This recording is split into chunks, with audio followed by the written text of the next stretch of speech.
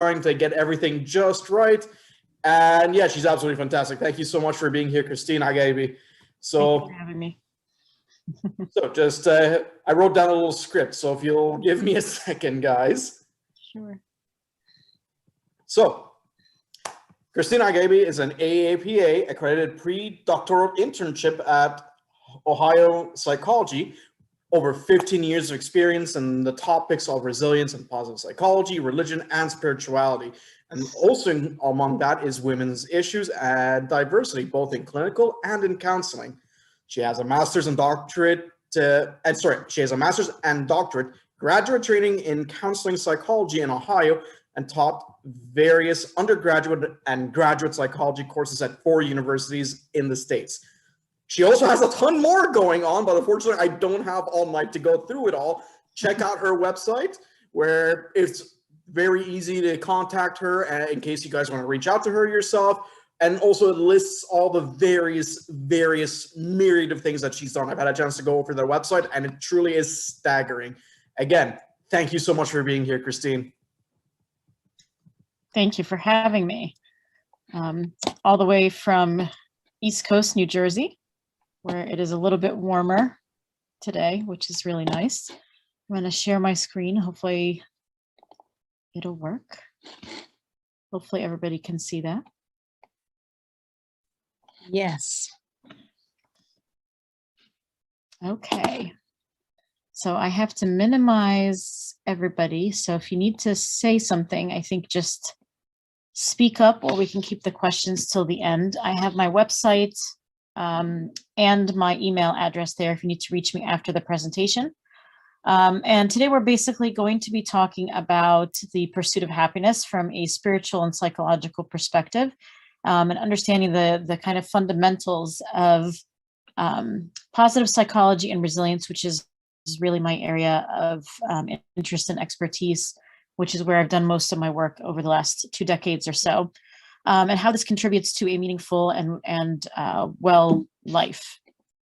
So the purpose of today's talk is, obviously, we're going to bring in a spiritual component and say what the Bible says about adversity, but we're going to look at how we can identify challenges in our lives and how these challenges may feel, and then see if we can figure out a pattern of how to meet those challenges through positive psychology and resilience, and through spiritual and psychological methods.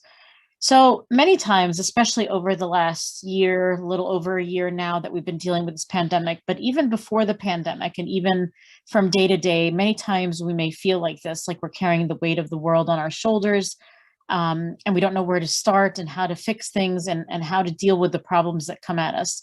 And now with COVID, and I hear you all have a lot of lockdowns over there, the adversity may be even greater. And we've all experienced that over the last year, the shutdowns, things being, closed, and activities being closed down, and work from home. I've been working from home personally since March of 2020. So through that period, of course, there's going to be adversity, and at times it may feel overwhelming. But hopefully by the end of today, we'll feel a little more hopeful and figure out how to deal with those kinds of difficulties. I want to give a little bit of understanding first what stress is. We all say, I'm stressed, this is stressful, this kind of thing is stressful. But the definition of it really is the body's response to any demand that is placed on it, that requires us to adjust in some way. So it could be exams, it could be work, it could be a lot of things that are piled up on top of each other. But it requires us to either adjust, and if we adjust, that's great, or we could react poorly and maladjust in some way, and that is a reaction of inappropriate ways towards that stressor. So breaking down and all those kinds of things. And stress can actually be beneficial, believe it or not.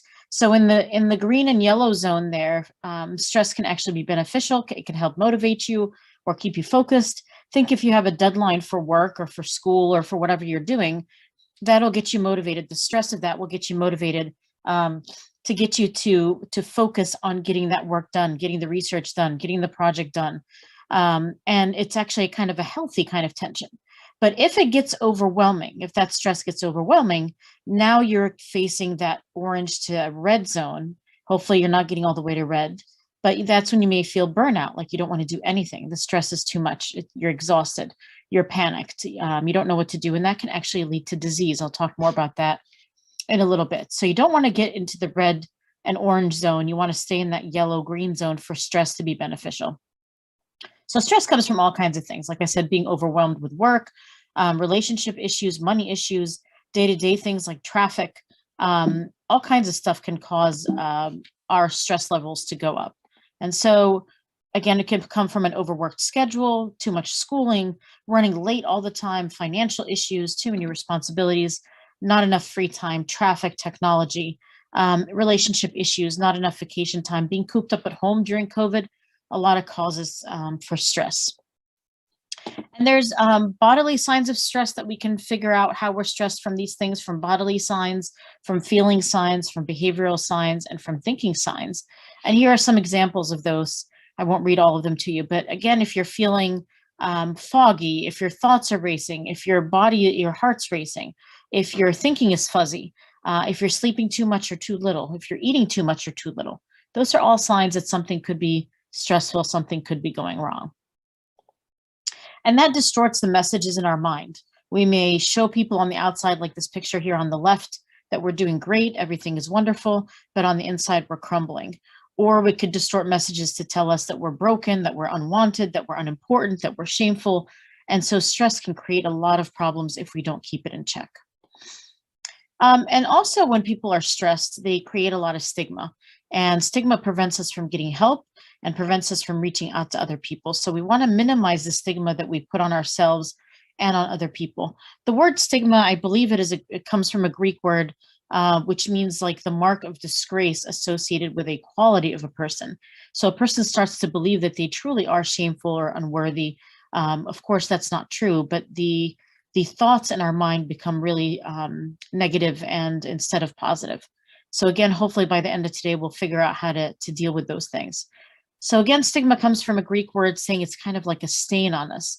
But these things lead to a lack of us obtaining help. It leads to a shameful kind of experience where we feel unworthy. It leads to a lack of coping skills, feeling ostracized from others that we may love or care about, having a lack of understanding of what's happening to us. A lack of research is put into these areas because now people are not getting the help that they need. There's a lack of recovery and a lot of judgment, both from the person to themselves and from other people to that person. So we want to stress here that mental distress is not a sin. It is not a lack of faith. It is not a weakness. It isn't a separation from God. And it's not something that you can just snap out of by saying, okay, I'm not going to be depressed or sad anymore. Mental distress is a real problem and can be treated with the right things. And we'll talk about that as we go on as well. So again, 7 signs of things that can tell you if you need help: a change in feelings, a loss of interest, a change in sleeping habits or eating habits, uncontrollable emotions where you may be crying too much or unable to get out of bed or very low energy. These are kind of signs that tell you that there's something wrong. And usually our benchmark is about 2 weeks. So if these signs and symptoms have gone on for more than 2 weeks, it's time to get some help and talk to somebody about them. And when I see clients across the spectrum. I see them all the way at the unwell stage, but more than likely people are usually in the green to orange zone, and they really need some help to cope with certain things that have come up, especially now with COVID. So people can come in when they're really healthy or really unwell. And in either scenario, we give them coping skills and coping tools to cope with whatever they're going with. Another way to tell if there's a problem is if the frequency of that problem or the symptoms, the frequency of them has increased, if the intensity of them has increased, and if the duration of those symptoms have increased as well. If somebody has started to isolate and withdraw from family and friends, or they started acting out, or they started using substances more, or their behavior is erratic. And again, if there's cumulative difficulties in their life, and add COVID on top of it, of course, that is a signal that something could be wrong, and we need to address those issues as soon as possible. And so I just want to address a couple more slides about some of the most common mental disorders before we address how to fix some of these things with positive psychology. But a mental disorder is anything that is marked by kind of disorganization of personality, of their mind, of their thinking, or of their emotions. The most common two are probably depression and anxiety. But again, everybody gets depressed, everybody gets anxious. If you have a big meeting coming up or a big exam coming up, of course you might be a little bit depressed or a little bit anxious. But if you can't just snap out of it, then that's when it becomes a disorder that you need to have looked at. And again, it's not a sign of weakness or a spiritual flaw or a problem with you. And it's not something that you can just try harder to get better at it. This is a condition that needs to be addressed by a professional. So the statistics in the States are about 1 in 5 people have some sort of mental health issue. But for depression, it says that about 121 million people worldwide have that. And depression, again, is marked by sadness, inactivity. Again, it's gone on for at least 2 weeks without any kind of relief. And it has some of these symptoms, and it's not something, again, that you could just change your mood or change your opinion about things on your own. So it's a feeling of hopelessness, a lack of concentration, fatigue, worthlessness, those kinds of things. Anxiety is another common one. Again, if you have a big meeting coming up, of course you're going to be anxious. If you have to give a talk in front of 100 people, of course you're going to be anxious. But usually those kinds of anxiety, you can quote unquote turn them off on your own. But with a kind of clinical anxiety, it overlaps often with depression. That's why I'm talking a lot about these two today. But with other disorders, there's lots of other things that can come up, but sometimes they can overlap. But the general idea with anxiety is that you cannot turn off the worry. You cannot find something else to start thinking about. It's just a nonstop kind of fear that you can't turn off. And there's different kinds of anxiety, whether it's related to a trauma incident or whether it's related to just a general anxiety and worry that you can't turn off. Or some people may even have a panic disorder where they have physical symptoms that come along with their anxiety. Their heart races, they may start sweating, they might get dizzy, they may even faint. So there's some physical symptoms.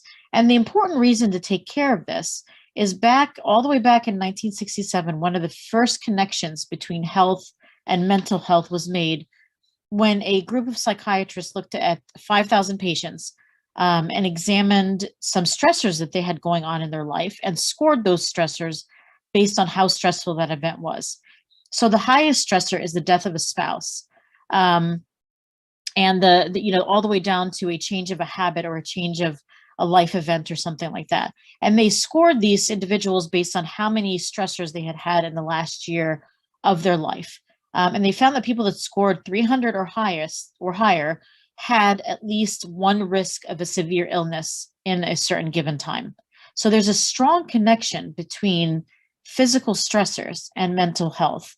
And physical health. And this is why we need to get a handle on it and maybe use a different tool to help us to thrive more so it doesn't affect our mental and our physical health.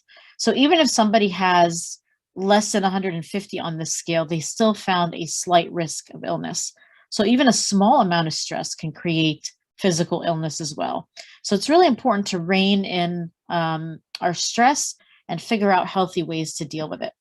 And so that comes from a multidimensional perspective. We can't just say, okay, I'm going to fix somebody's financial issues and now everything is wonderful. Or I'm going to fix their health issues and now everything is wonderful. We have to look at people from a multidimensional kind of balance. We have to balance their physicality, their emotions, their mental health, and their spiritual health. And somewhere in the middle of all four of those circles, then we can get a group of people that are healthy, both mentally and physically, and from all areas of their life. So anyone can have a threat to wellness, the research shows us. And that threat to wellness can be something that is transient, that just passes by for a couple weeks. Hopefully COVID is a transient stressor, even though it's been really stressful. Or it can be something really chronic, like a chronic illness or a chronic financial problem or something like that. But our stressors can be chronic or they can be transient. Either way, we need to find a way to be resilient to our stressors. And we can do that through spirituality, through balancing this wellness wheel. I believe there's 8 things here. And when we balance all of these different areas, then we tend to be the most mentally healthy that we can be. And we find that if people have one of them that is less balanced than the other, and we try to bring that back into balance, then we'll do better as well. So try to have this balance between all of these areas in our lives. And then if we do that, then we can move from carrying the weight of the world on our shoulders to being more resilient, which I'll talk more about today. The interesting thing is that when we have something good in our lives, we usually anticipate and plan for it. Think about when you're planning for a wedding, or you're planning for a new job, or you're planning for a baby. We have baby showers, we have bridal showers, we plan our weddings for about a year or so before. We prep ourselves before an interview for weeks or even a few days or something. And we always prep for the good that comes in our life. But when we're approaching a roadblock or a problem, then we're scrambling and trying to adapt to that problem. So we're not prepared before that problem occurs. And that's part of the problem. We need to figure out a way to be using our positive psychology skills before the problem happens, not as it's happening, because then we're not thinking clearly. Think of like a fire drill that they have in schools for kids. They do the fire drills before there's a fire. So you know where the exits are and you know how to get out of the building quickly. We need to be anticipating of those difficult times before they happen. And if we're a Christian, we know that there's tribulation in the world. Even Christ said, I have told you these things that you may have peace. In the world, you will have tribulation, you will have trouble, but take heart, I have overcome the world. So what do you do when a challenge hits? Do you break or do you bend? And we have seen that if you have a tree and the tree bends, then it's not easily broken. But if it toughens up and it's rigid, that tree will break. So it has to be something that is flexible to be able to move in tough times. And so in tough times, we are either reshaped or we are broken. And so hopefully the purpose of today's talk is to help us figure out how we can reshape ourselves during times of difficulty. And research has shown us that when people encounter something difficult, they either fall apart and succumb to that problem and their functioning is impaired. They can survive and continue to function with or without some sort of impairment. They could fall below baseline and then rise back up to baseline and stay there. But hopefully, if we're resilient, we kind of thrive and go beyond our original level of functioning and go above and beyond where we were before. And so resilience research has also shows us acts like a chain reaction. So once the positivity starts, it's a chain reaction that keeps snowballing more and more and more and gets bigger and bigger and bigger. So we really want to get motivated to get that resilience going. And not all resilience is something that we can do. Some of it's partly biological or the circumstances that we're in. But for the most part, if we apply some of these positive psychology tools we'll talk about today, then we'll get to a place where resilience is kind of like a chain reaction. So again, we want to focus on wellness. Think about for yourself, these are rhetorical questions. You can answer them later on if you like, but think about some of the difficulties that you're facing right now. Do you blame anyone for your problems? There's a concept in resilience that says when we focus on facing ourselves and facing our problems and facing and saying, you know, what can I do to change this, as opposed to blaming everybody else, we tend to do better. The word for that is locus of control. But think about what purposes there may be behind this. What is the hardship that we're facing? What meaning can I make out of it? Is there a spiritual reason behind it? And what lessons have I learned from this situation or from this hardship? Even if I can't pull anything good out of it, what have I learned? And that can be something significant for us as well. Think about a situation, a problem that you've gone through in the past, or even now with COVID. Do you see that problem as a challenge, or do you have a sense of despair? Do you have a sense of hopefulness, or do you feel discouraged? Do you get a sense of meaning out of that situation, or do you not get a sense of meaning? And do you respond in problem solving, or do you just give up? And do you feel you get stronger, or do you get weaker with adversity? And so again, if you feel challenged, if you feel hopeful, if you feel a sense of meaning, if you feel like you can problem solve and you get stronger, those are all individuals that can become resilient with time. And we'll talk about resilience. It's not this pie in the sky kind of idea that everything is wonderful. That's not it at all. It just means that you're trying to put some purpose into what's happening around you, even if you can't control it. And so think about this boiling pot of water as your stressor. You could be any one of these next three things: a carrot, an egg, or a coffee. Think about what happens if you put a carrot into the stressor, into a hot boiling pot of water. Eventually that carrot disintegrates, falls apart. So if that is our stressor and we fall apart, we're not accomplishing anything. If we become the egg in the hot water, that egg becomes hardened. It doesn't let anything in, it's hardened. So think of a person who becomes hardened by their stressors, mean, disrespectful, not kind to others. That is a person who's become hardened. The coffee, on the other hand, is the only one that changes its atmosphere, makes it more aromatic, makes it edible, makes it delicious. And so the coffee is the only one that changes its environment when it is in the stressor. In this example, we want to be the coffee to change our environment, to change ourselves for the better, not for the worse. And so when we think about things this way, we can think about treatment that we want to be involved in, treatment that reframes our thinking, or maybe sometimes even medication, but definitely social support, lifestyle changes, probably for things that are no longer working, to minimize the stressors or to manage them at the very least, and to find some spiritual and psychological resilience along the way. And that's what we'll talk about for the rest of today's talk. So again, we want to talk about things from a biopsychosocial spiritual model and not just look at a person from one perspective or another. We have to be more balanced in how we look at things.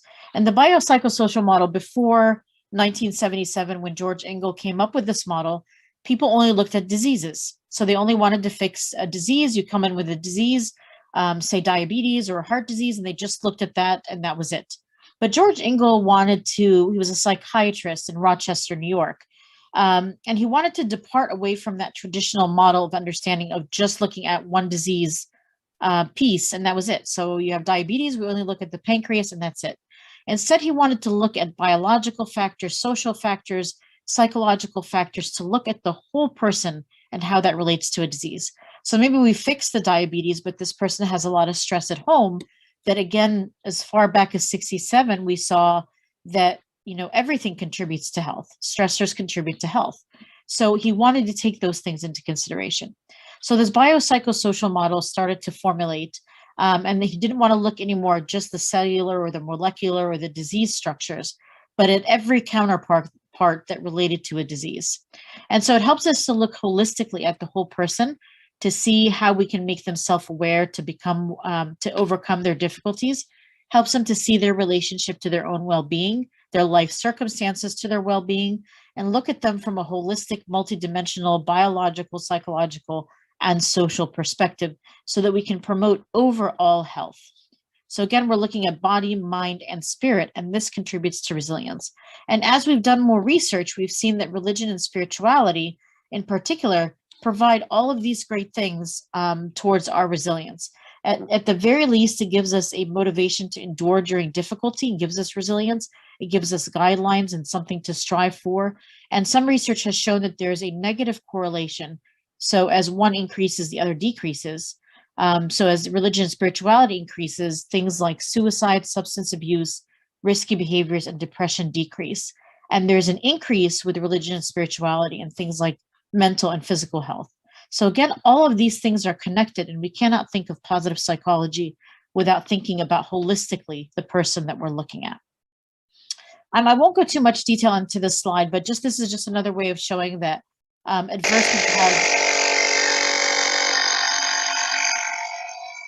adversity has both a spiritual, psychological, and biological perspective. From a spiritual perspective, adversity could be as a result of sin or being away from God, or because God is trying to show us a purpose of some sort. It could also be because of spirituality, psychologically or genetically. So there could be lots of different reasons why somebody has a sense of adversity. And if we only look at it from, say, a spiritual perspective, we'll say, oh, well, God's punishing this person. Or if we look at it only genetically, well, I can't do anything about it because their genetics gave them diabetes or whatever. So we have to look at the person from the whole perspective again, not just from one perspective, to look at adversity from multiple directions. And then once we've done all that, then we can overcome our difficulties with faith and with the power of our mind. And I'll talk about the power of the mind first, but it's important to acknowledge both, because as Christian people, we know that all things work together for good for those who love Christ and are called to his purpose, from Romans 8:28. But we also have a very powerful mind, and that's where resilience and positive psychology come in to help us navigate these difficult and stressful times. And the first thing we need to think about is what needs in our life are missing. So the very first needs is from, this is Maslow, who was a psychologist, who studied human qualities and trying to figure out where people's needs are and when they're missing, what happens. And his ultimate goal was for us to get to the self-actualization piece, this blue piece at the top, which is the best person that we can be in terms of our morality, in terms of our creativity, in terms of our acceptance of facts, in terms of being the best people that we can be. However, we can't get to that blue top of the triangle unless we have all of the needs below it met. So imagine if you are in a war zone and you don't have any food or water and you can't sleep and your body functions are not done the way that they're supposed to. It's too hot or it's too cold. Of course, you can't think about self-actualizing. Or if you have a sense of safety issues where you don't have health or prosperity, you can't think about that blue at the top. After that, you need to meet needs of love and belonging. You need to have a feeling of family and belonging to friendships, and that I belong to somebody, that somebody loves me and cares about me, that I have a purpose for somebody here on earth. And then after that, I can move on to self-esteem. Then my self-esteem is good because I have all of the other previous needs met. And then I can be the best that I could be at the top of that triangle. But sometimes we try to go to that top of that triangle while we're still missing something from the bottom four. And so if you have a need in your life that is missing from the bottom four, I encourage you to try to get that need met first before you try to be the best person that you can be. And so to harness the power of mind, the field of counseling psychology does this really well. And people often think of clinical psychologists that focus mostly on psychopathology, disease models, and looking back at people's childhoods and things like that. Whereas counseling psychologists tend to focus more on the strengths of an individual, on prevention, on the emotional side of the individual, helping them to adjust to difficulties in life, helping them to reframe their thinking, understanding the importance of a good vocational fit. If your work is not something that you're interested in or find meaning or purpose in, you're not going to be a person who's very happy. And so counseling psychologists, as opposed to clinical psychologists, are not looking at a disease model. We're looking more at prevention and how to help people to thrive and be the best that they can be. And we're also looking at social justice type components as well.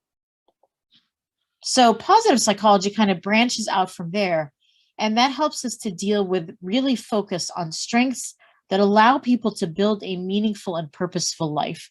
What allows people to not just survive day to day, but to flourish, to get to the top of that triangle, to be in that blue area, to be the best that they can be. We're trying to look at life satisfaction and well-being, and we're not just looking at fleeting happiness, but a very deep sense of joy and wellness. And that's where it's very much a field that is related to spirituality. Spirituality often talks about joy.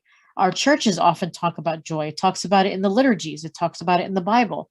And so this sense of joy is not something that comes from, pleasurable activities or events that are happening, but a deep sense of peace and joy. And that's where positive psychology is the kind of study of science, scientific study of what the church talks about as well. So here's some examples of what all goes into this sense of positive psychology, from positive purpose to gratitude, to being mindful, to having good experiences and knowledge of self, to having a positive release, and to feel a social connection to others. So there's some models of wellness that we want to focus on based on positive psychology. And one of the founders of positive psychology came up with this PERMA V model that says we have to, in order to have wellness, we have to have a lot of positive emotions. And this is the right balance between resilience and understanding that sometimes there are stressors in life. We have to have a sense of engagement, really good interest in what we're doing, and not just floating through life and passing time, but something that we're deeply invested in and engaged in.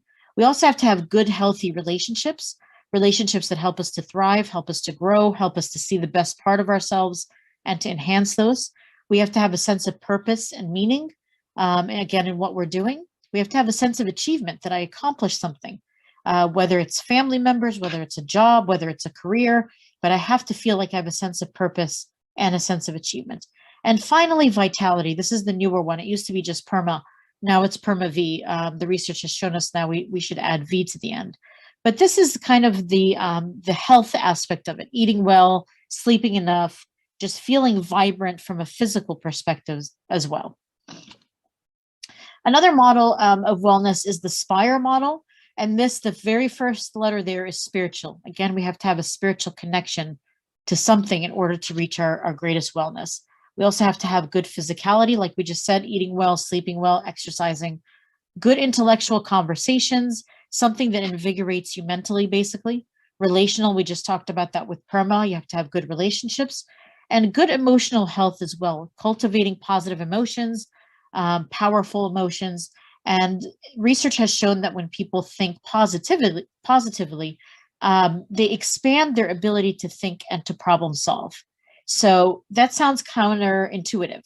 We have something inside of us called a negativity bias, where we all lean a little bit towards the negative side. So a little bit of pessimism in all of us. And the reason for that is to help us. The brain thinks that if I think negative, then I will be able to solve a problem when I face it, because I've thought of the worst case scenario. But instead, research is showing something actually the opposite. The more positive emotions we have, the more we expand. It's called the broaden and build theory. The more we're able to expand our ability to think about a problem and to problem solve through that issue. So we want to have a good amount of positive emotions as well. So in terms of emotional intelligence, is somebody that can do this really well. Usually we think of somebody who's intelligent as someone that's really good at math or science, and they work for NASA and they're astronauts, and those are the people that are smart. When in fact, we have found that there are 7 to 8 kind of intelligences, not just mathematics and spatial and verbal, but things like movement can be a kind of science that shows us that we're intelligent. Being self-reflective, being interpersonal with other people, having a musical talent, and knowing and having some self-awareness, some self-regulation, some motivation to do the work that we need to do, empathy and understanding for other people's feelings, and lots of social skills are all forms of intelligence as well. So we can't just say that just because I don't work for NASA, that means I'm not intelligent.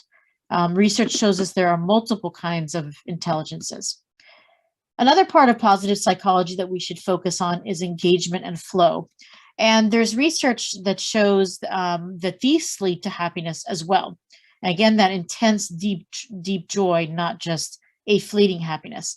So Sigmund Freud, one of the first psychotherapists, was once asked to define happiness. And he said it is work and love. Simply because love gives us a place in the world and somebody to belong to and somebody to care about. And work gives us a sense of purpose, that I'm investing in doing something. So meaningful, engaging work not only fuels us professionally, but it also contributes to our feelings of personal growth. And there's been research on a concept called flow that's listed here, where if you're ever doing something that is really super meaningful to you, and it's not necessarily just work, it could be just, outside working on your bike in a garage, or anything that you find meaningful, or you're reading a book or something like that. You get into a zone, and that zone is supposed to be one of the most meaningful experiences on earth, because nothing else matters but what you're doing that is so enjoyable and meaningful in that moment. And flow is neither good nor bad. It simply is. It is just helping us to lead a more full and invested and intense kind of joy and life experience. Another thing that we have to consider with positive psychology is the concept of character strengths. And you can go onto this website, viacharacter.org. I have no affiliation with this website, but it is a great website that will help you to understand what your personal character strengths are. They found that people across the world, regardless of culture, regardless of race, regardless of ethnicity, regardless of socioeconomic status, it didn't matter. We all have these 24 character strengths inside of us in a different constellation. Everybody has their own unique combination, as unique as your fingerprints. And that unique contribution that you have, if you contribute that to the world and you use that and lean on it, you can have a lot of sense of meaning and support for your life. So going to this website, you can take a short survey or a short quiz, and it'll list for you which ones are your highest, all the way to number 24 in terms of your character strengths. And again, the more that you lean onto those, the more meaningful experiences you have, the greatest joy you have, the greater happiness that you have, because you are leaning on something that is uniquely yours, a strength of yours, that nobody else in the world has that exact combination. So I encourage you to do that. And then all 24 of those are broken into one of 6 categories. So your highest could be categories of wisdom or courage or humanity or spirituality or transcendence or feelings of justice. or feelings of a sense of moderation and balance. You also want to remember that coping and thriving, sometimes we want to rush through that, but it's important to know that the final destination is not where you are today, because stress often makes us believe that things have to happen immediately, right now. But faith reassures us and hope reassures us that everything will happen when it's supposed to, according to God's timeline. So I want to spend some time now talking about resilience a little bit more, and make it known that adversity does exist. We're not minimizing the place of adversity in our life and what it causes us to do. The important thing to remember is that we can bounce back, kind of like a rubber band. A rubber band stretches across whatever you're trying to tie with the rubber band. And then as soon as you release that rubber band, it goes back to its original shape. So you can bounce back and be flexible. And that's what resilience really is. Resilience we think about it, is it a new concept? But historically, resilience has been talked about since the beginning of time. Since philosophers have said that it's not, our glory is not in falling, but in rising. A Japanese proverb, which is very similar to Proverbs 24:16, says that we fall down 7 times, but get up 8. We have Job here asking God about his troubles. Joseph experienced a lot of hardships. Naomi and Ruth experienced a lot of hardships. Esther could have died along with all her people. St. Paul was shipwrecked and beaten and thrown in prisons, and he still came out resilient. And so it's important to know that this great thing from Corinthians, it says we are not crushed, we are not in despair, we are not abandoned, we are not destroyed. And Christ said we should have peace because he has overcome the world. So this concept is really as old as time. We've even heard the saying of what doesn't kill us makes us stronger, by Nietzsche. And so this concept is not something new, but it's something that has been explained kind of by philosophers, by biblical texts, by spirituality, by all kinds of things. And again, these are the examples I just mentioned of biblical characters that experience adversity. So this tells us that adversity is a very normal part of life. It has nothing to do with we're being punished or we're being, told in some way. It's a normal part of life, and it's been around since biblical times. It does not mean that we're weak or that we're out of the grace of God. It does not mean that God is not with us during all this adversity. From those examples that I just mentioned, he was present during those adversities.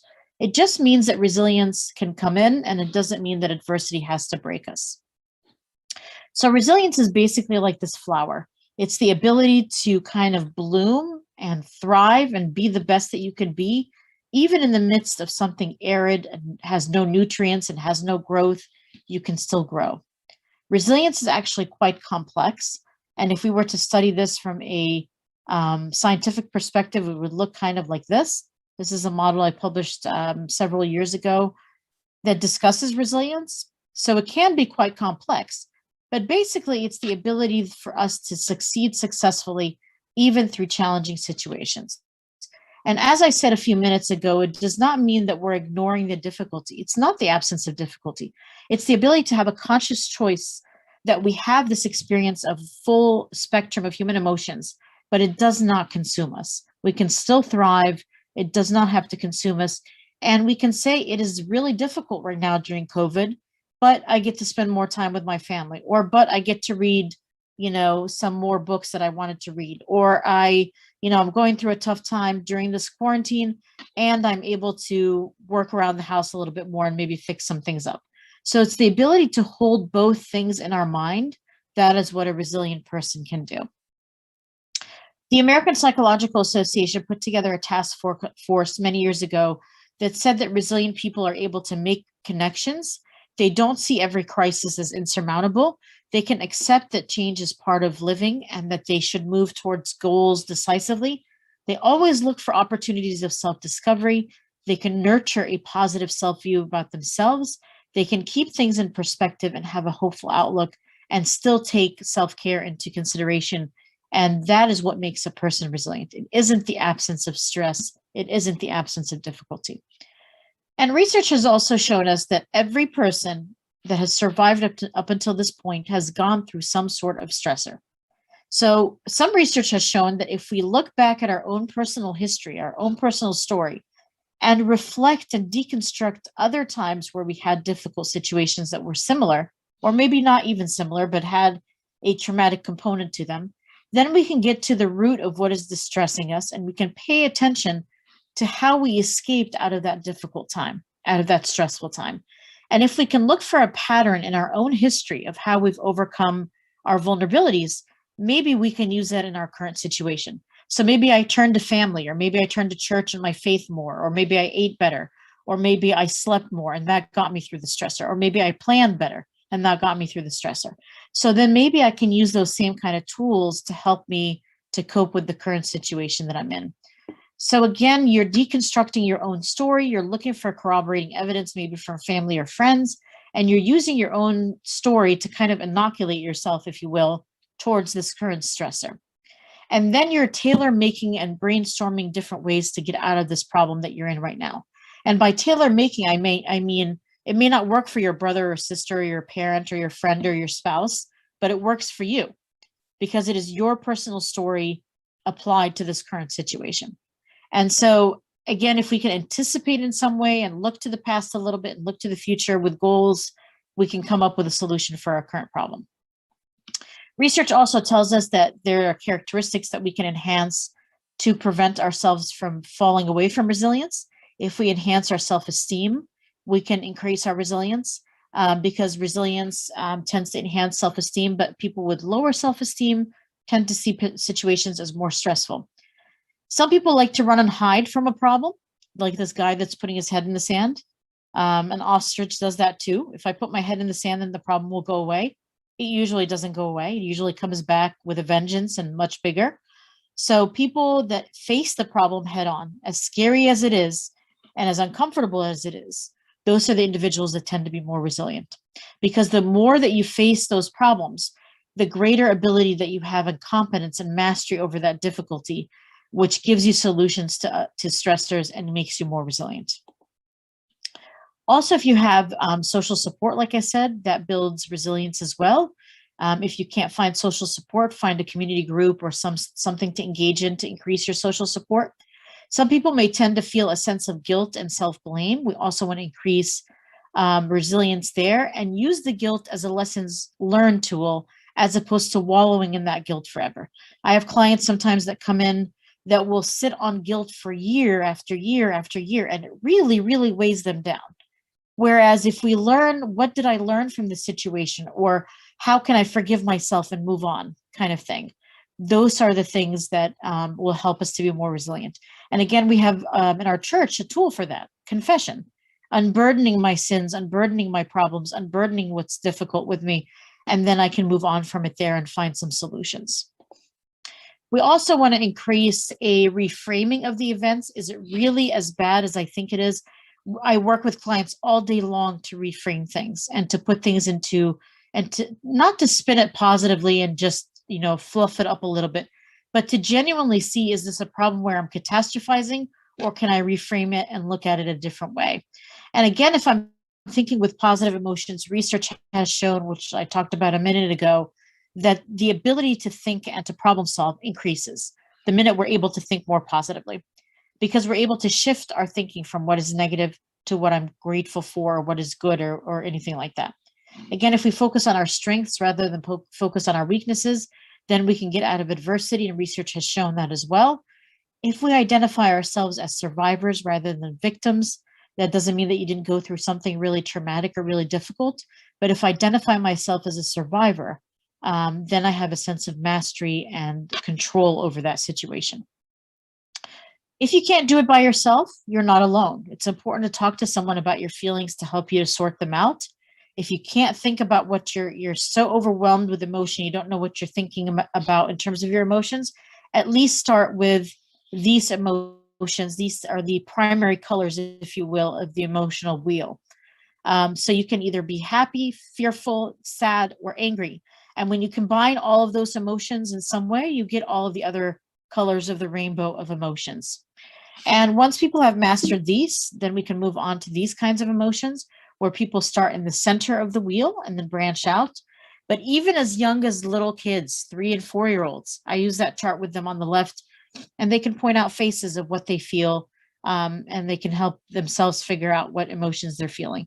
And the reason we do that is that we can't control what's happening if we can't control our emotions.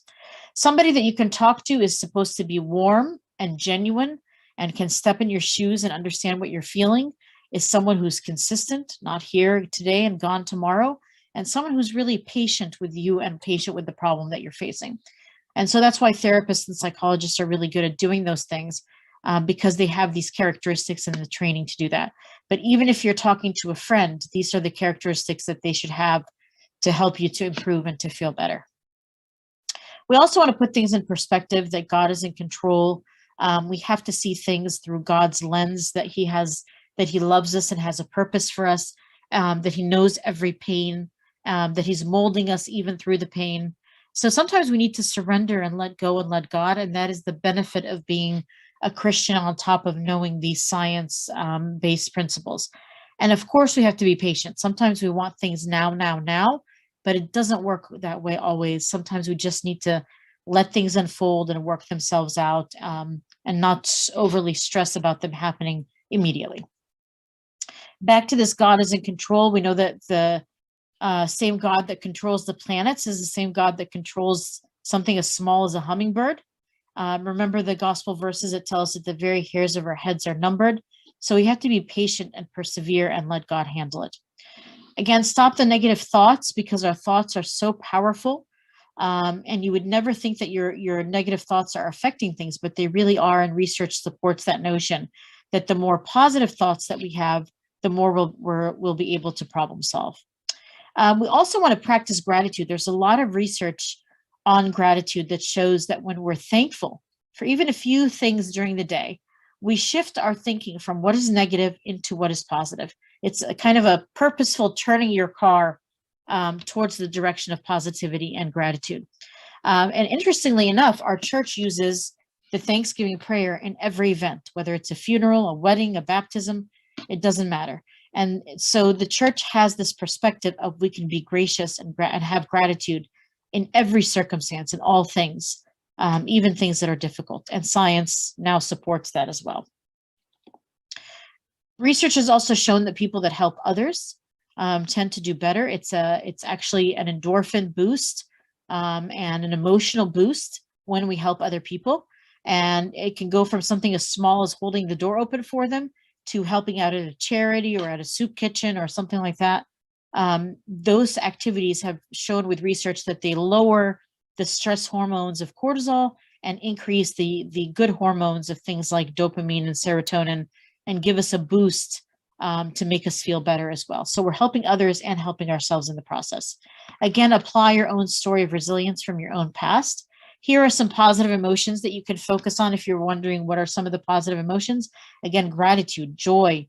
And joy is not based on circumstance. Joy is just, what are the fruits of the spirit, and something that we can cultivate as well. Hope, a sense of pride in ourselves, a sense of awe.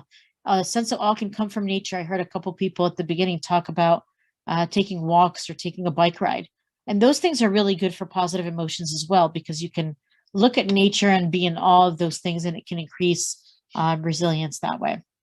Coping is being able to deal with our stressors, brainstorming, problem solving, being adaptive in some way. Can be something in the short term or something in the long term. And we can use faith and rely on God to help us during this process as well. We have to know that every single lock has a key, and it's a matter of just trying to figure out where that key is. But it takes, again, patience and courage and passion to help us to figure out how to solve a different kind of problem. And if you can't do anything and you're feeling overwhelmed or sad or angry or whatever it is, take a baby step, one small thing. I have a client, for example, right now that is an artist and is feeling some artist block, if you will, similar to writer's block. And so we're working on something just very small. Just get your supplies together today. That's all you have to do. Get your pencils, your erasers together, your pads that you're going to be drawing in, the colors that you're going to use to shade. And that's all you have to do today. And then maybe draw just a sketch. It doesn't have to be perfect. So small baby steps can give you a sense of confidence and a little bit of a boost to help you as well. You want to use positive coping mechanisms. Here are some examples: meditating, praying, talking with family and friends, talking with a counselor or a priest, journaling, art, music. being assertive, which means firm but not aggressive. And the most important one probably on this list is solving your problems as they come. Some people have a tendency to stuff it down, to stuff it down, to stuff it down. And then just like a volcano that's brewing and brewing and brewing, and with time, and then all of a sudden that volcano explodes. So the pressure release valve of that should be that you take the problems as they come and solve them as they come. Exercise and walking. Nature is a great stress reliever. Counting to 10 before reacting.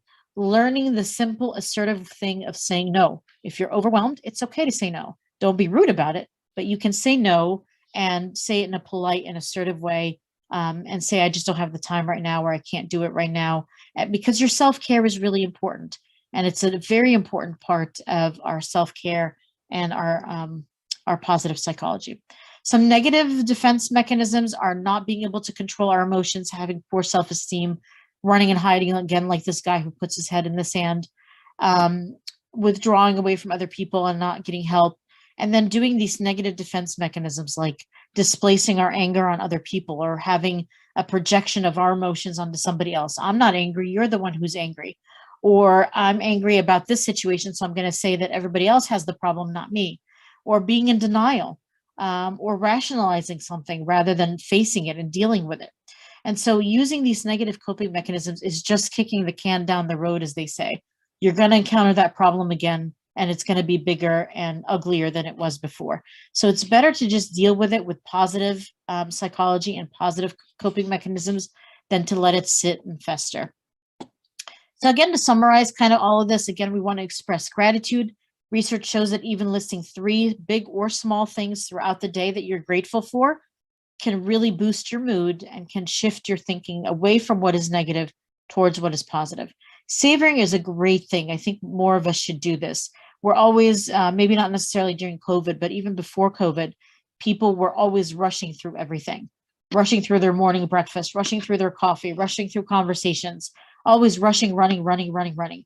But savoring is actually something where you sit and be mindful of exactly what you're doing. If you're having a conversation, focus on every word that you're involved in it with that conversation. If it's with a family member or a friend, if you're enjoying a good meal, savor it. Think about all the flavors that you're experiencing.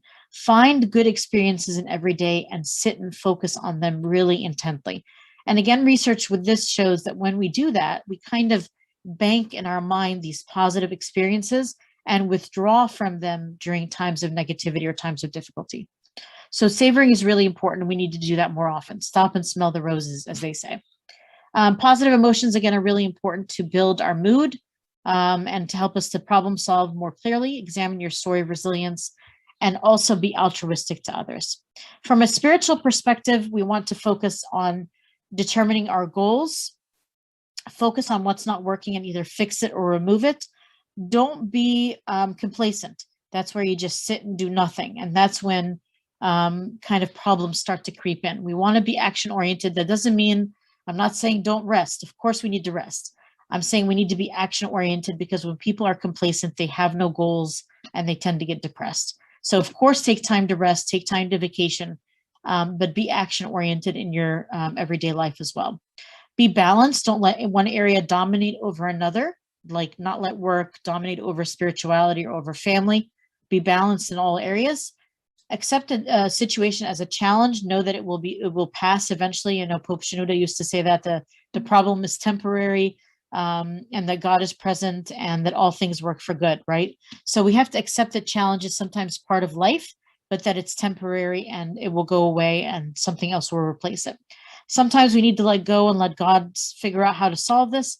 Practice gratitude, small steps. Of course, do not give up, and of course, pray. So again, at this point, you need to have resilience in all fronts.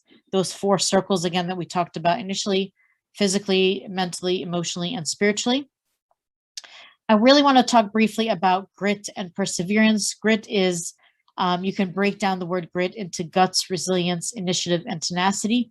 It's the ability to stick with a goal that you truly, truly believe in. But sometimes we also need to learn how to let go. So sometimes people have this tenacity and they just hold on for dear life, but this thing is not working. And we have to realize when to hold on, because this is my dream, this is my goal, this is my ultimate purpose and when to let go because this is not your dream. This is not your ultimate purpose. This is not meant to help you or to heal you in some way. So there's a two-edged kind of sword here. You have to learn when to let go and when to hold on and persevere. And I also want to touch on this last couple slides here on hope and optimism versus toxic positivity. Toxic positivity is where you're in denial or minimizing or invalidating someone's negative experience in order to stay hopeful and positive.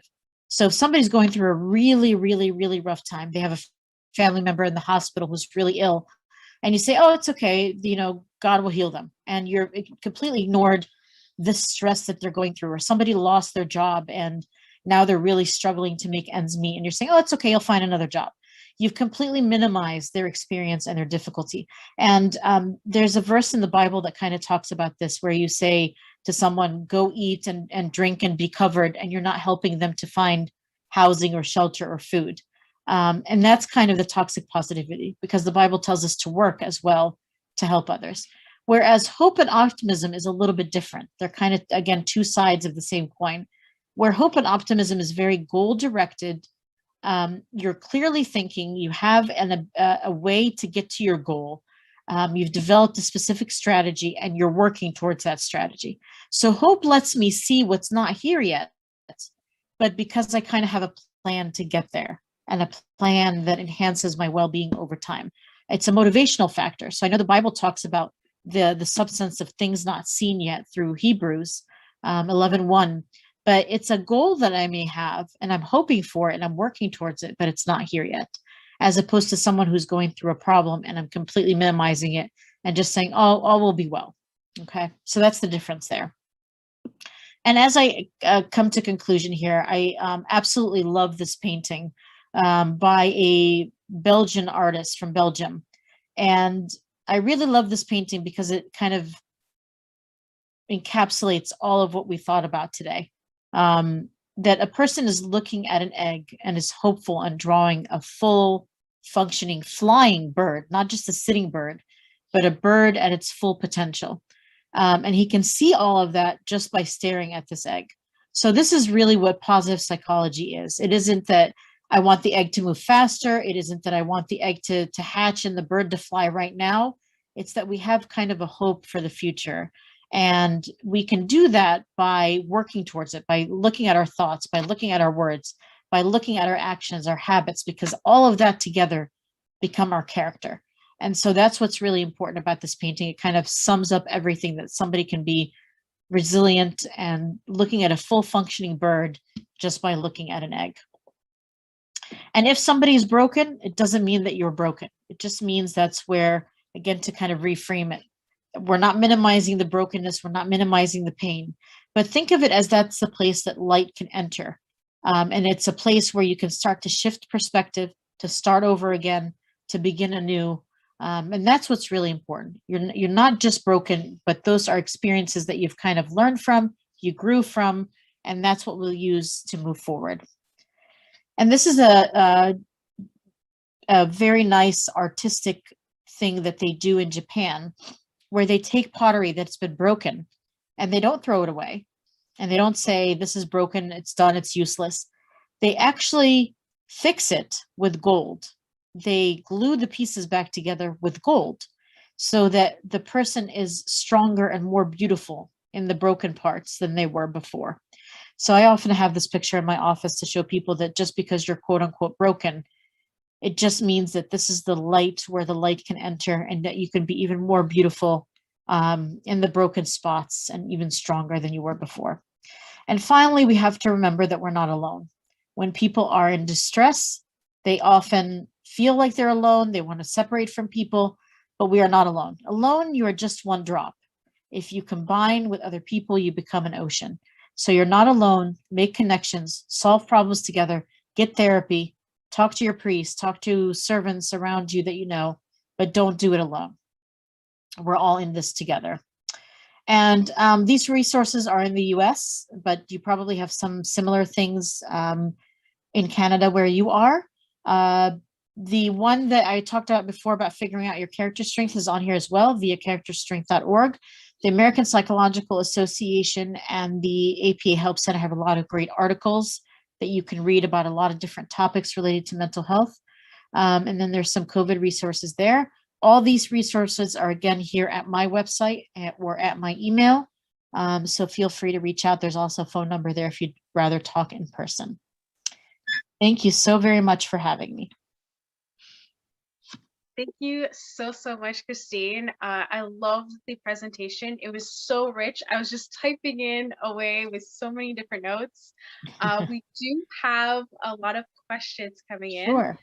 Should I stop sharing or leave the screen up so they can have the contact if info? you can kindly keep it up so that everyone can have your contact info. Thank you so much for asking. Of course. Yeah, that was definitely useful. Mhm. So if everyone can go into the chat window, there is a link with the questions. I do see there's a lot of questions so far, but just so everyone would know about, because it is by voting, so I'm going to go from the top to the bottom. So the first question is, what is a good way to start setting healthy boundaries without feeling guilty or selfish? That's a great question. And boundaries are so key to having healthy relationships. Because if people are stepping over your boundaries, you're going to get depressed, you're going to get anxious, you're going to get angry because your boundaries are not met. It's really important to know what your needs are initially so that you can set the appropriate boundaries. Sometimes there are things that you can compromise on, and other times there are things that are completely against your values, against your belief system, against whatever, and that should be a hard boundary. So you have to know for yourself, is this something I'm willing to compromise on, or is it something that I'm not willing to compromise on? That's the first step. You also have to know what need is not being met if this boundary is not met. Again, because if that boundary is overstepped on, you're not going to be able to have a functional relationship with this person. It's just going to lead to anger. And then when you state your boundary, as long as you're saying it assertively, there's 3 modes of communication. A person can be really passive and just get stepped all over, and whatever another person says goes. That's going to lead to resentment and anger. The other end of that spectrum is aggressiveness. Aggressiveness is where I only care about my needs. I'm really selfish, and I'm going to do what I say, and it doesn't matter what anybody else wants, and I can be really rude and disrespectful, and that's all that matters too. So that's not a great way of communicating either. You need to find the middle ground, which is assertiveness. And assertiveness is my ability to be firm and be, stating exactly what I want, but in a respectful, kind tone. So you're stating more factually as opposed to attacking another person, either verbally or physically. And that's the way to kind of assert your boundaries and say, this is what I need. Sometimes in therapy, we tell people to turn the focus onto you emotionally. And you say, when this happens, I feel this, as opposed to making the other person defensive and say, you did this to me and blah, blah, blah, blah, blah, and pointing the finger and all that. And that puts that person's walls up. Everybody gets defensive. Everybody gets angry. So if you say it more from an emotional perspective, I feel this when this happens, it de-escalates the situation a bit. I love that. I also really like the fact that you mentioned about be assertive, but be respectful in a kind tone, because I often find people have a very fine line of what assertiveness and aggression is. Yeah. So I really love the fact that you've mentioned that. Mhm. And the other key point that I just want to make sure, so to turn back the emotion on yourself. So you said that I feel this when this happens. Is that Yep. correct? Okay. Yep. Make sure everyone's clear Yep. on It's that. it's an I statement because it hopefully makes the recipient is receptive to understanding that your emotional needs are important here. And if they're an empathetic person, sometimes there's individuals that have, personality disorders that make them not so empathetic, but hopefully most people are empathetic. And if you say, this makes me sad, this makes me hurt, this makes me whatever, that signals to the other person that I need this addressed so that I don't feel this way anymore. And hopefully an empathetic person will use that and say, okay, let me readjust and figure out how to fix this. But like I said, some people are with, some certain disorders are unable to be empathetic. So be careful of that too. So that you don't feel your need isn't being met. Got it. Thank you. Hopefully that answers that question, which is really cool because it gets into the second one here, which you mentioned is, would you be able to explain how the locus of Locus of control, control. if it helps us in resilience, if at all? Yes. So instead of, I'll give you an example with children. This is a really great one. So a child doesn't study for an exam and bombs the test and comes back and says, well, the teacher didn't teach me correctly. And my mom didn't help me go over it. And, I forgot, my teacher didn't tell me to take my book home that day. So that person's not accountable to their own actions. They're not accountable to saying, how can I fix this? Instead of saying, you know what, I admit I didn't study hard for this test. That's why I bombed it. I got a really bad grade. But here's what I'm going to do next time. I'm going to take notes. I'm going to get tutoring. I'm going to talk to my teacher. I'm going to study really hard. And now I'm going to ace this test. So when you put the accountability on somebody else, you never improve. That's not to say that sometimes people are not to blame. Yes, other people may be to blame. But if we're always putting the blame on somebody else and not being accountable for their own actions, that's not going to solve the problem. Again, we can do that scientifically, and there's scientific proof of what I just said. But from a spiritual perspective, that's why we have confession. It makes you accountable. Got it. I love the fact that there is that association between locus of focus and accountability. Yeah. Thank you. Yeah, locus of control, internal locus of control makes people more resilient because they focus on the problem within themselves and try to change and fix it. And on the note of focusing on a problem and fixing it, the next question is on the fact that how do we suggest to help friends or family members who have been avoiding and numbing those adversities, such as, for instance, death of a loved one? So what do we do in this case? Yeah, initially denial can be adaptive because the emotional, especially if you looked on that chart with the Holmes and Rahi, the death of a spouse or the death of a close loved one, probably a spouse, a parent, and a child is the hardest stressors that any human would face. So one of those three. So initially, because of the intensity of that emotion and how difficult it is, denial can be really adaptive because you're not breaking down because you're only thinking about this. But eventually, slowly, they're going to have to start to face that problem. And it can be in baby steps. It can be in putting one foot in front of the other, maybe getting them to go to church more or some community activity or getting them out of the house. I know you guys are under lockdown, but I'm just speaking generally. Just the baby steps can help that person to start to cope a little bit better. But initially, like I said, denial could be the coping mechanism as long as that doesn't become the only or the permanent coping mechanism. Got it. Thank you. It just prevents you from shutting down, basically. So initially it's okay, just not long-term. Okay, got it. And speaking of breaking down and long-term, the next one is personally, how can we personally heal our old wounds and deal with current and past living stigma? Okay. Yeah, old wounds is a tough one because subconsciously something can continue to affect somebody long after that trauma has left. And sometimes we work in patterns. So, that which we do not repair, we will repeat. So we have to find a way to repair it in order for us not to repeat it, because we will repeat it in patterns over and over and over again until we've learned our lesson. I hate to use that word of learned our lesson, but until we've resolved it in some way, it's going to continue to repeat. So if you can't do it on your own, or you haven't figured out a way to break out of that pattern, therapy is great for that.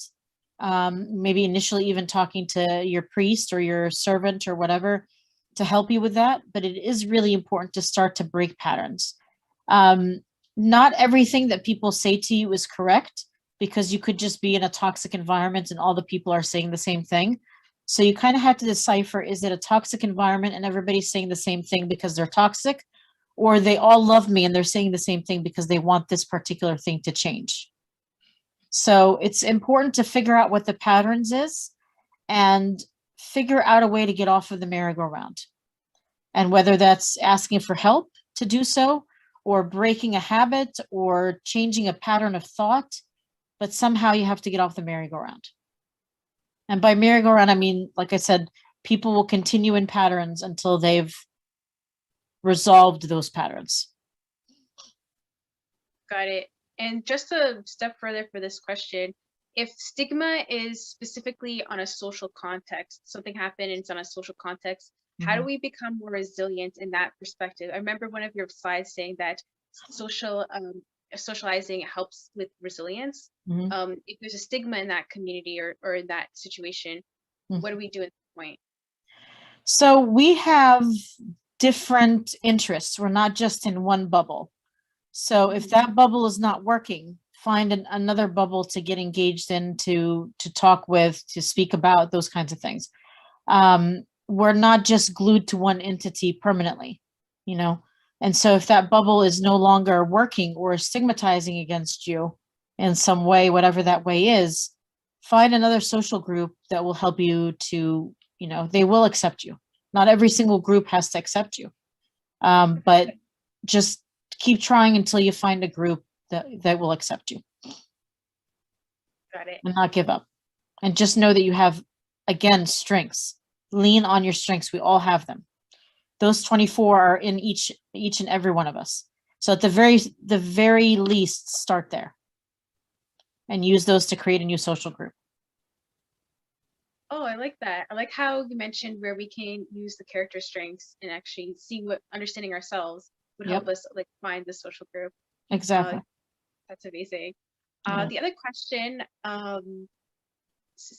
is, what is your comments on the version of Maslow's pyramid of needs that includes sexuality as an essential need?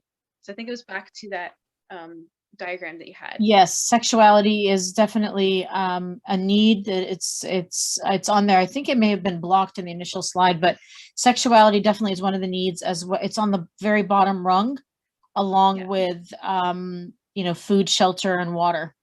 It's considered one of the needs. Okay. Okay. Thanks. Mm-hmm. The other thing is, how do you go about finding? Oh, so I think this was mentioned. So, one person's just saying how they really love the talk, and they would like to read more about the content and presentation. And what are the books that you've written on these topics? If you go to my website, I have a new publication that's coming out in a couple weeks. And all my old publications are there under publications, so you can go read some of those as well. One of the ones on women talks specifically about Coptic women. And there's a recent one on religion and spirituality, I think from 2018, on religion, spirituality, and resilience. And there's, like I said, another publication coming out here in a couple weeks, hopefully. So they're all on my website. Thanks. So if you haven't been on her website, please do so as well. It's on the slide. There's 2 more questions here. Sure. So the one is, can you give an example of reframing in a situation where someone lost their job, can't pay their bills, have no prospective employment in the near future? This is like one of those high top ones that you've mentioned before. How do you do reframing in that sense? Yeah, I have a great example for this, and I always use this example with this question because it's such an extreme example, but it's a beautiful example about how somebody can reframe. So early on in my training, maybe 15 years ago, I worked in a community in a college counseling center, so at a university. And I had a student that came in completely catastrophizing their first semester of college because they had failed a quiz. They failed one quiz, not a test, not a class, not a semester, one quiz. And in their mind, they had gone all the way to, I'm flunking out of school, I'm going to become homeless, my parents are going to stop paying for my classes, I'm going to lose my loans, I'll never find a job, and I'm not going to be able to, you know, get married either. I mean, they really, really catastrophized. So we had to really reframe their thinking and slow them down and talk about the realism that they actually got into college. That's the first step. You must be smart enough. You got into college. And that was shocking to them, that I'm in college because I'm smart enough to be here. So after that, we had to, you know, reframe their thinking to, again, this is just one quiz out of one class, out of one semester, out of one of the 4 years. So when you break it down like that and reframe to, okay, what can we do about this? And then this person said, I'm going to go to my professor and talk to them about what happened with this quiz and what extra study material can I have? Or is there a, some sort of tutoring club that I can join where I can get some extra help? And maybe I'll talk to you as my therapist about how to manage stress during my test so that I'm not hyperventilating and panicking. So once we were able to do that, we've reframed all their thinking. They were not only able to pass that class, but they passed the next several years and graduated college just fine. So you have to be able to reframe your thinking. Again, your brain has a negativity bias that switches on and says, I'm going to think of the worst possible scenario so that I don't get there. But the opposite is what is actually better. Thinking positively, thinking about solutions creates more solutions and creates ability to think about that situation positively. Got it. Another point that you mentioned in that, even to help with this question, is the way that you resolved that was that looking into like, how did you get to where you are now, which is Right. all positive, Mhm. and then breaking it down into smaller bites. Whereas the example of the student, they're like, oh my gosh, I'm going to fail college. I'm not going to get married. I'm not going to, and just like all bundled up. But then if you focus it compartmentalizing, Yep. like what can I do step forward? That's Yep. that's the way that you That's can why go we about it. talked about baby steps. Yes. Never bite off more than you can chew. You really need baby steps. What can you do in this moment today? As soon as you leave this therapy office, what can you do to improve this situation? And that was, I'm going to go have a conversation with my advisor or with my professor. And that's all you have to do today. And then maybe get some extra tutoring books or something like that, but baby steps. Because if you try to overwhelm yourself, you're right back to where you started, being overwhelmed and frustrated. Got it. Baby steps. I love that, especially when how it relates back to that concept of flow, Mm-hmm. where like focus on one thing, you have Yep. that flowing go through as opposed to having all bundled up. Okay, that's quite insightful. Thank you. Yeah.